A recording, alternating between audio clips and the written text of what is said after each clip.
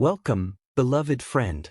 This testimony is one of those rare stories that stirs the soul, a moment that challenges what we thought we knew and opens our eyes to the transforming power of Jesus.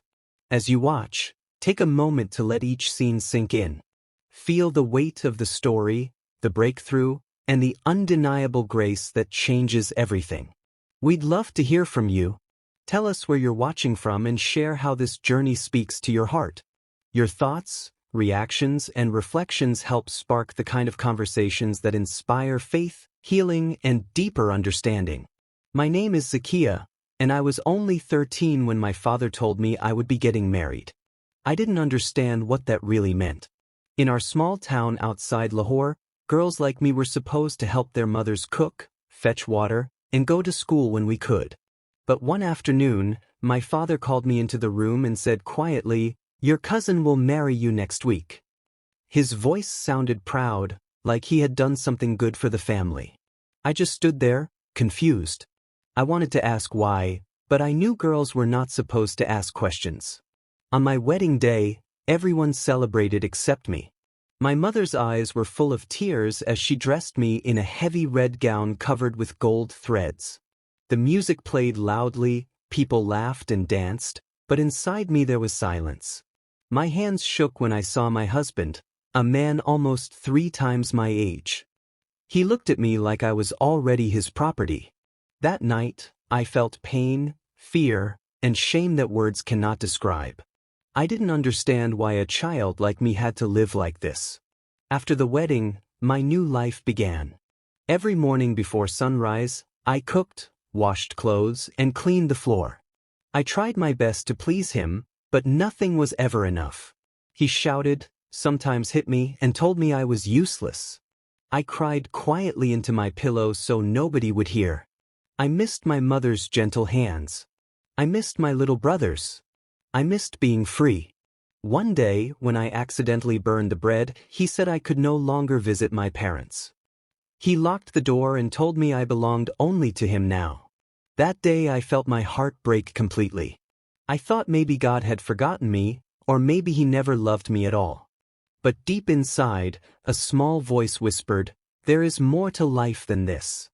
I didn't know what that voice meant, but it gave me a tiny hope, a hope that would grow slowly until one day it led me to Jesus. After many months, the days all started to feel the same. I woke up before the sun, worked until my hands ached, and went to bed after everyone else. My husband was always angry. Sometimes he would not speak to me for days, other times he shouted so loudly that my body shook. I tried to be the perfect wife, but no matter how hard I tried, I could never make him happy. At night, when everyone was asleep, I would sit by the small window and whisper to the sky. I didn't know how to pray properly, but I spoke from my heart. I said things like, "God, if you can hear me, please see me. Please help me." Sometimes I cried until my chest hurt. There were nights when I almost gave up, when I thought of ending everything.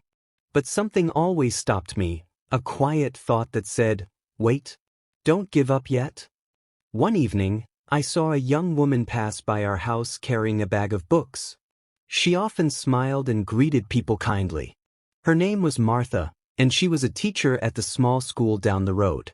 One day, when my husband went to the market, I ran outside to throw away the trash and saw her again. She looked at me and said softly, "You look tired. Are you okay?" I didn't know what to say, so I just nodded and went back inside. But her voice stayed in my mind all day, kind, gentle, and full of peace. A few weeks later, I saw her again. This time, she stopped me and gave me a small piece of bread wrapped in paper. When I opened it later, I found a tiny note inside. It said, "You are not forgotten. God sees you." My eyes filled with tears. How could she know what I had been praying? I hid the note in my clothes and read it again every night. That was when something began to change inside me.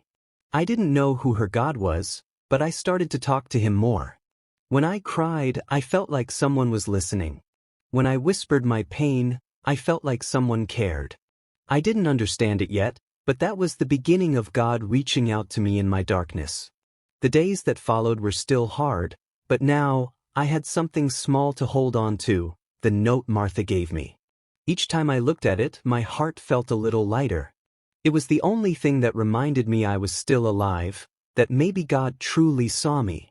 One morning, when my husband left early for work, I quickly went outside to fetch water from the well. Martha was there again, waiting. She smiled and handed me another small package. Inside was some medicine for the bruises on my arms and a small booklet. She whispered, "Hide this and read it when you can." I nodded and ran back home before anyone saw us. Later that night, when the house was quiet, I opened the booklet under my blanket. It was old and torn, but the words were clear. It spoke about a man named Jesus, someone who loved people, healed the sick, and forgave those who hurt him. I didn't understand everything, but one sentence caught my heart. Asterisk, he gives peace to the brokenhearted. Asterisk, my eyes filled with tears. Could there really be someone who could give peace to people like me? I started to meet Martha secretly whenever I could. Sometimes she came by pretending to sell vegetables or books.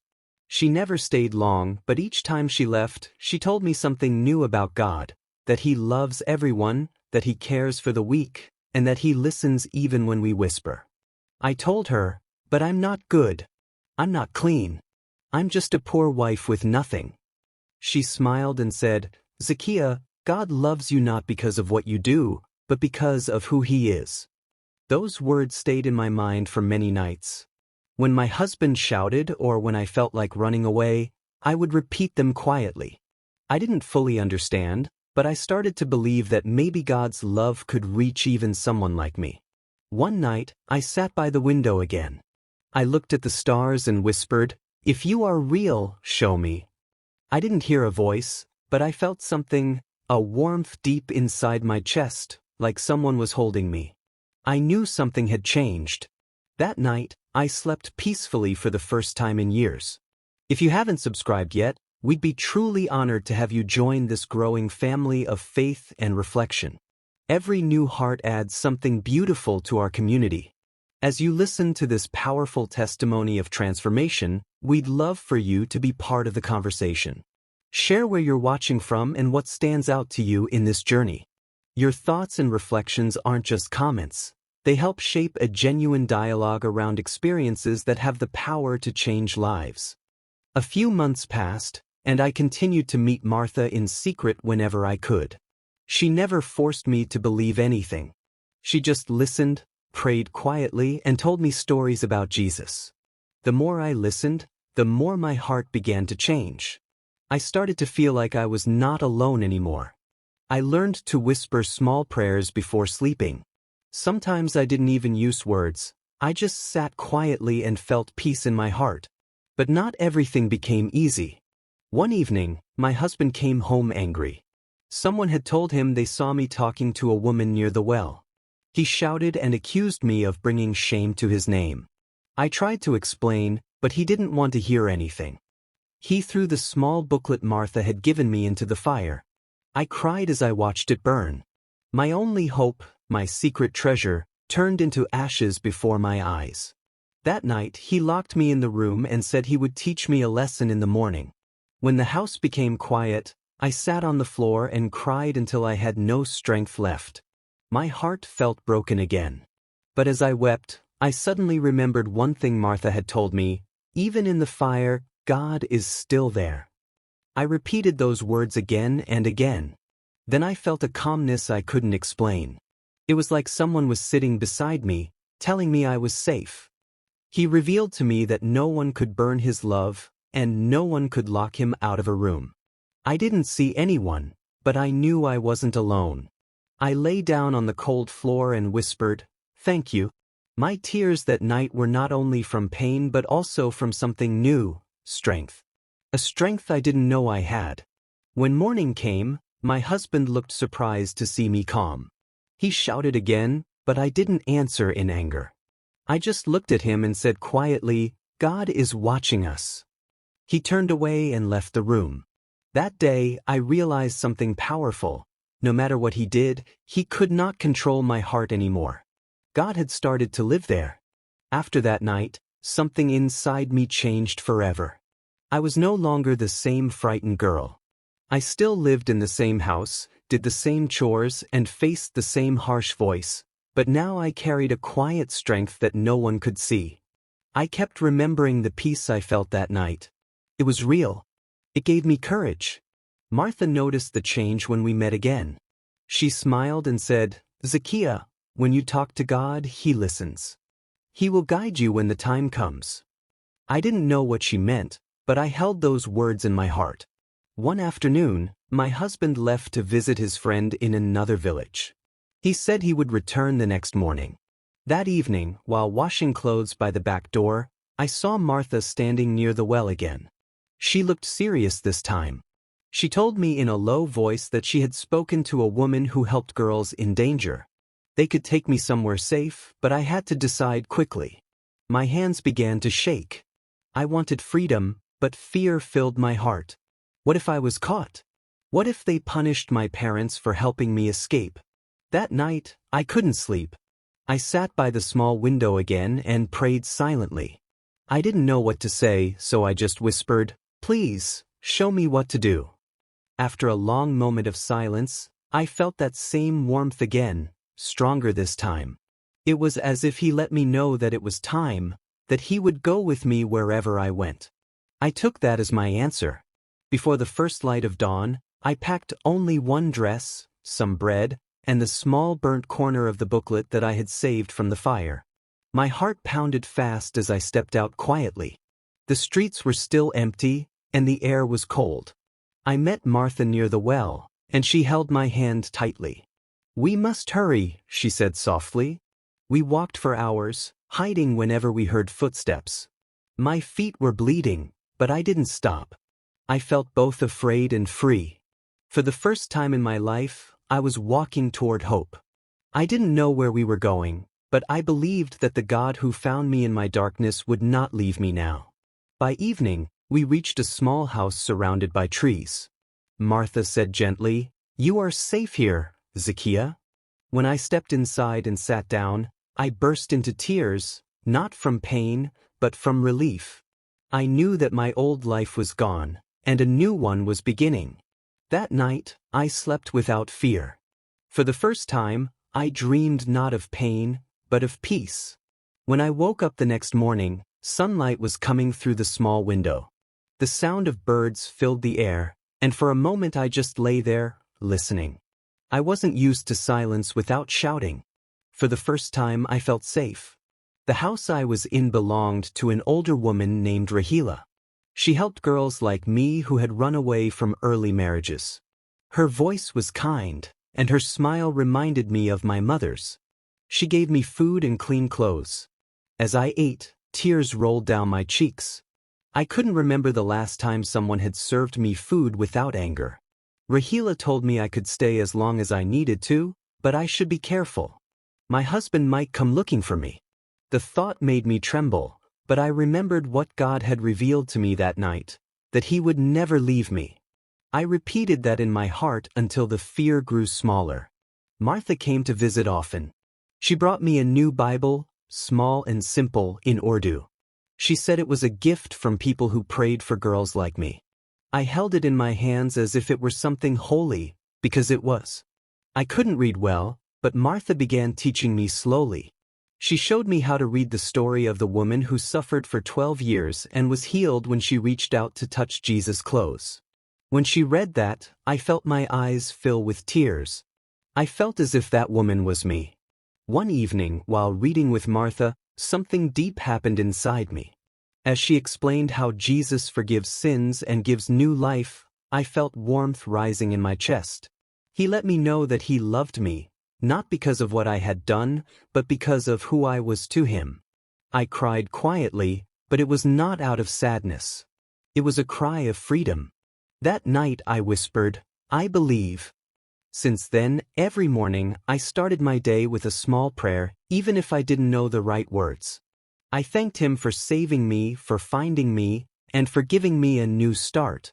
My body still carried scars from the past, but my heart was becoming new. I had found my new home, but more than that, I had found my new light. the light of Jesus that no darkness could put out. Months passed peacefully in Rahila's house.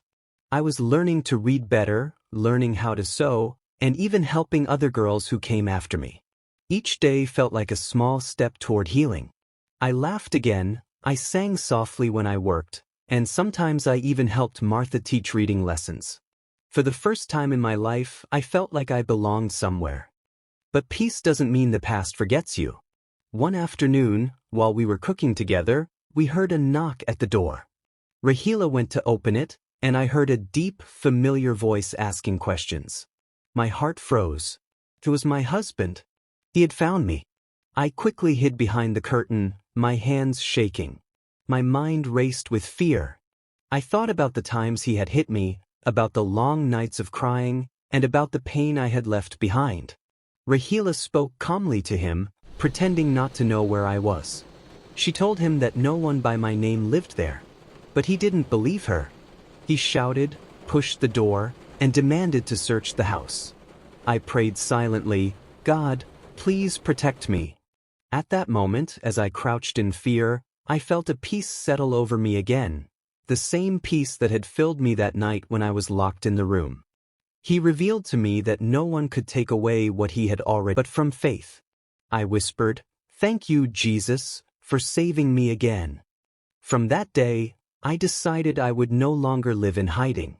Instead, I wanted to live with purpose, to help other girls who were trapped like I once was. I knew it wouldn't be easy, but I also knew I wouldn't be alone. The past had come knocking, but faith had answered the door. After that day, I couldn't stop thinking about all the girls still living the life I had escaped. Every time I prayed, their faces came into my mind, young brides, frightened and silent, trapped in homes where no one heard them cry. I knew that I had been saved for a reason. The peace God gave me was not just to hide safely but to help others find that same freedom. I talked to Martha about it one afternoon. She smiled and said, "Zacchaeus, when God heals you, He often calls you to help heal others." Her words settled deep in my heart. Rahila, too, agreed to help. Together, we started visiting nearby villages quietly. We didn't speak loudly or argue with anyone, we just looked for girls who needed help. Some were as young as 12, others already mothers before they turned 16. When I saw them, I saw my old self. We began bringing a few of them to Rahila's house, teaching them how to read, sew, and most importantly, how to pray. I shared my story with them, slowly, carefully. When they cried, I told them I had cried the same way. When they said they felt forgotten, I told them, "No, God sees you. He saw me too." I didn't use big words or fancy prayers. I just spoke from my heart, and somehow they listened. One evening, while we sat under the tree reading a story from the Bible, I realized something beautiful. The same light that once reached into my darkness was now shining through me into theirs. I wasn't just learning about God anymore, I was walking with Him. Every time one of those girls smiled again, I felt like I could see a small piece of heaven. Of course, it wasn't always safe. Some people didn't like what we were doing. They said we were trying to destroy tradition. But I knew deep in my heart that this was not rebellion, it was love. And love was stronger than fear. Many nights I still prayed with tears, not out of sadness, but because I was thankful. Thankful that Jesus had taken my broken story and turned it into something that could bring hope to others. That was when I understood what freedom really meant. Not just running away from pain, but using your life to lift others out of it. As more girls found shelter and hope with us, our small house began to fill with laughter again. But along with the joy came new challenges. Some families accused us of dishonoring our culture. A few men came to Rahila's house one day, shouting that we were teaching rebellion. My heart trembled as I watched them throw stones at the gate. For a moment, fear returned. I thought of running away again. That night, when everything was quiet, I sat outside under the moonlight. The air was cold and my heart was heavy. I whispered, "God, I'm scared. I don't want to lose this again." As I sat there crying softly, the same presence I had felt before came close again, calm and gentle. He let me know that faith is not proven in comfort but in trust. He revealed to me that I must keep standing, not because it is easy, but because He is with me. I wiped my tears and went inside. The next morning, when the girls woke up frightened by rumors in the village, I told them, "We will not hide. We will pray." We all held hands in a circle and prayed quietly. I could feel their fear melting into peace. Something powerful filled the room, not something seen, but something deeply felt. It was as if God Himself was wrapping us in His arms. A few days later, the shouting stopped. The men never returned. I learned that one of their daughters had fallen sick, and Rahila helped care for her until she recovered. The family later came to thank us. That day, I realized how love and kindness can change even the hardest hearts. I understood then why Jesus had taught about loving enemies and forgiving those who hurt us. The test had strengthened us. We were no longer just a group of broken girls. We had become a family bound by faith.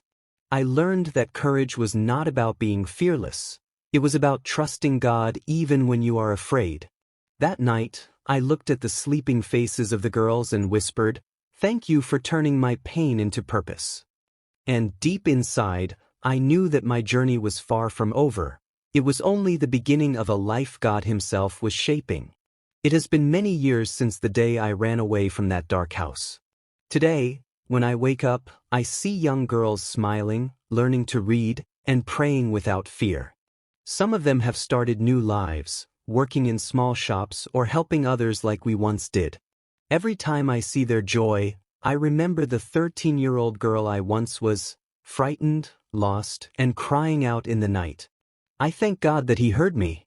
My journey was full of pain, but through it, I learned that no suffering is wasted when it is placed in God's hands. He turned my tears into strength and my shame into testimony. I once thought I was cursed, but now I know I was chosen to know His love and to share it with others. To every believer who reads my story, I want you to know this: your walk with God is not always easy, but it is always worth it. When the road feels dark, remember that He walks beside you, even when you cannot see Him. When your heart feels weak, open your Bible and let His words fill you with peace. When you face anger, respond with kindness. When you see someone hurting, do not look away. Pray for them, love them, and help them if you can. Faith is not just about believing in miracles. It is about becoming one.